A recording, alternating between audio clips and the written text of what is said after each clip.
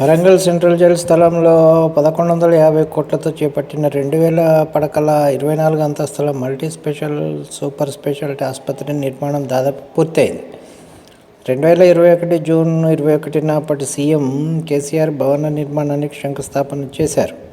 గత సంవత్సరం దసరా నాటికి పనులు పూర్తి చేసి సేవలు ప్రారంభించాలని అనుకున్నారు. కానీ నిర్మాణం పూర్తి కాకపోవడంతో సాధ్యపడలేదు. ప్రస్తుతం ఫ్లోరింగ్, టైల్స్ పరచడం, అంతస్తుల మధ్య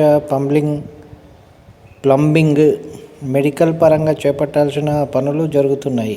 ఈ ఏడాది ఆఖరు వరకు ఆసుపత్రిలో అన్ని రకాల పనులు పూర్తి చేసి ఇవ్వాల్సి ఉండడంతో అందుకు అనుగుణంగా నిర్మాణ సంస్థ పనులు కొనసాగిస్తోంది. ప్రస్తుతం నగరంలో ఏ మూల నుంచి చూసినా ఈ ఆసుపత్రి భవనం కనిపిస్తోంది. 24 అంతస్తులది.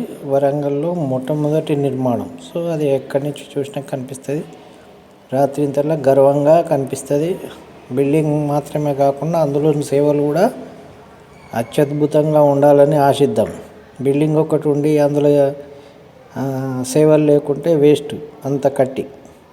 సో అందులో నిరుపేదల నుంచి అందరూ పోయే రకంగా ఉండాలని ఆశిద్దాం. ఇన్నాళ్లకు వరంగల్కు ఒక మంచి ఆసుపత్రి వస్తున్నది. దాంట్లో అన్ని రకాల సేవలు మనకు పూర్తి స్థాయిలో అందుబాటులో ఉండాలని కోరుకుందాం.